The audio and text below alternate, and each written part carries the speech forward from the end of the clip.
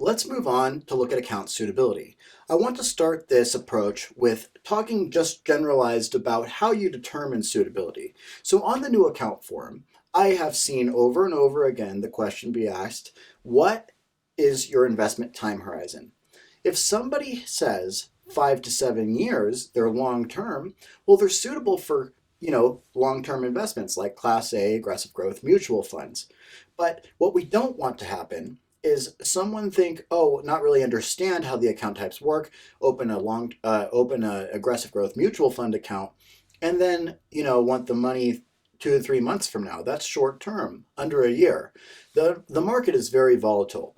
And in order to implement dollar cost averaging, discipline, and diversification, the 3 Ds of investing, you need to dollar cost average, buy consistently in the market. You give me fixed dollar amounts at regular intervals. That results in the average cost per share being less than the average price per share. Discipline, which is sticking with it long term, and diversification, diversifying your investment portfolio. You can't do all those 3 things long term and stick with the market and stick with the plan if you're planning to pull the funds too soon. So if they're short term, like under a year, well, we might really, be best for the customer to put it into a money market account. Money markets are short-term instruments. They are guaranteed instruments, so you'll never risk any principal. They also don't have any sales charge. When you buy an investment, it costs to buy those shares, either with a front end or a back end load. Most funds have a front end load. Class A's have a front end load. Class B's have a back end load. Class C's have a high 12b1 fee. Now, it's appropriate, Class Cs are appropriate for a short-term investor, remember, but it's important to remember that if somebody, just that the client, the customer understands, if you look at the S&P, if you'll just go on Google and Google the S&P 500 index, right now it is May 8th, 2025, and I would look at today's date or whatever your date presently is and look back at the past 5 years.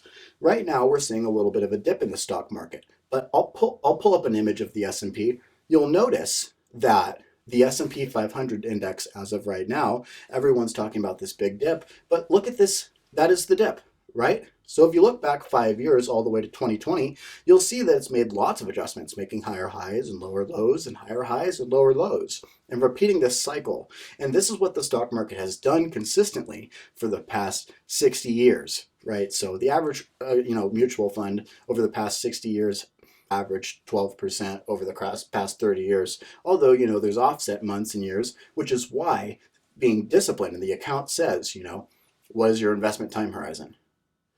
Well, then the customer says, well, 5 years. Well, that's great. Now, does the customer really have the discipline? We want to make sure that that is really appropriate for them. If not, they'd feel more comfortable being in a money market that guarantees a certain rate of return on the money. And you can pull from an investment account too. It's no problem. It's up to you, but you pay sales charge and might not be appropriate if you're not long term. Understand what I'm saying here. This is the core fundamental of suitability. Suitability is one of the key areas that must be determined when opening a customer account, especially if the broker is going to be making recommendations to the customer. FINRA defines 3 levels of suitability: reasonable basis, customer specific, and quantitative suitability. Let's start out with reasonable basis. Reasonable basis requires that the firm determine which securities have the best risk to reward profile from among similar securities. A firm essentially does this and prepares a list of recommended securities that the broker can recommend to the customer. The next level is customer specific. Just because the securities are on the recommended list does not mean that all of those securities are appropriate for every customer. Generally, blanket recommendations are prohibited. The broker must determine what securities are appropriate for that individual customer. Finally, quantitative suitability. Put in simple terms, it means, can the customer afford this? Would it be suitable for a broker to recommend a high-priced security like Apple Computer or Berkshire Hathaway when a customer can't really afford those? Well, not really. So that would be quantitative suitability. As we have talked about through all these different types of accounts, these 3 different levels of suitability must be taken into consideration in addition to the extra information that is required. Let's start with an options account. If a customer wishes to trade options, the additional information required to determine suitability includes the customer's financial means, the customer's investment experience, the customer's investment objectives and the customer's income, the customer's net worth and the customer's liquid net worth, the customer's marital status and number of dependents, and the customer's tax status. All of this information is used to determine if a customer is suitable to trade options. The customer must receive an ODD, an options disclosure document. This document explains the risk of trading options, and it contains terminology that the customer needs to know. The broker must note on the new account form the date that the customer was given and received this document. Once the customer fills out an options new account form, the customer can still not trade options. This new account form is sent to an ROP, a registered options principal, that will review this information in the new account form to see what strategies are appropriate for that customer. The ROP will then prepare an options agreement. This will lay out the type of strategies that the customer can and cannot do. For example, a customer may be permitted to buy options, but they may not be permitted to write uncovered options. The customer may be eligible to trade equity options, but may be prohibited from trading foreign currency options. All of this will be specified in the options agreement. Once this agreement is prepared, the customer has 15 days to sign the document after the account is opened. So they have 15 days after the account is open to sign the agreement. And this is an important point on the Series 6 and Series 7 exam. During the time that the customer has not signed the agreement, can the customer trade options? The answer is interesting. The customer can only do closing purchases, closing transactions, right? They cannot do opening transactions. Let me explain the logic behind this. This regulation assumes that the customer has transferred options from an old account into a new account.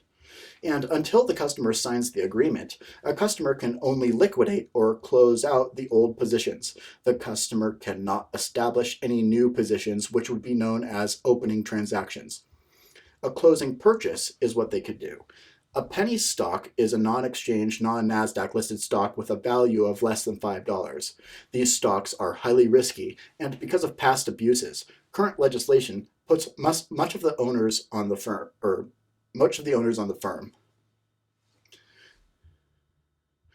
The firm recommending the stock must make a suitability determination that penny stock is appropriate for the customer, and the customer must sign that suitability determination at or before the trade, and the customer must receive a penny stock risk disclosure document at or before the opening of the account. Now, while the owners is placed on the company, legislation does permit certain exemption to the penny stock rule. Firms are exempt from meeting the penny stock suitability requirements if the customer has signed 3 suitability determinations with the firm, and the customer has done at least 1 trade at the firm in the past year.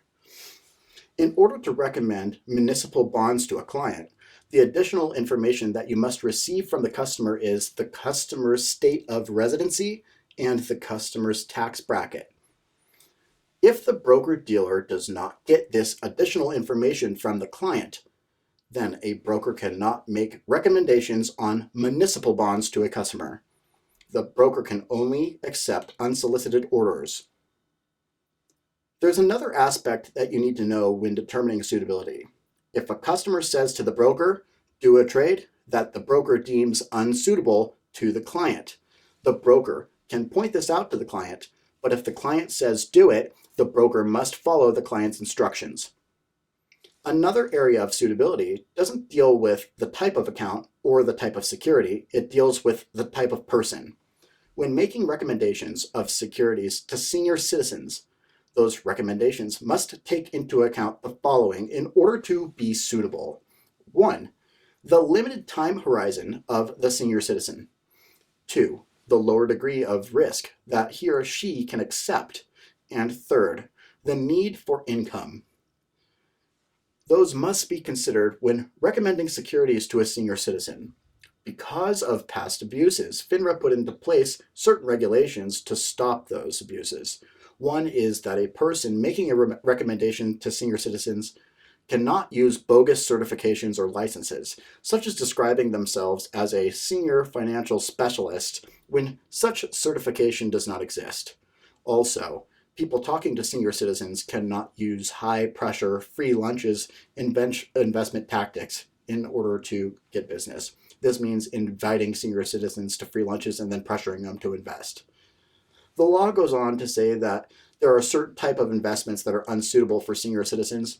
Those are variable annuities, equity index annuities, structured products like mutual funds, mortgaging a residence in order to obtain financing for investments. Obviously, that's not suitable, or using retirement money to make risky investments. Remember, those investments or those strategies using a senior citizen's money or wealth are inappropriate for most senior citizens. However, if the senior citizen is wealthy, like Warren Buffett or Bill Gates, then the customer may be able to accept that type of risk.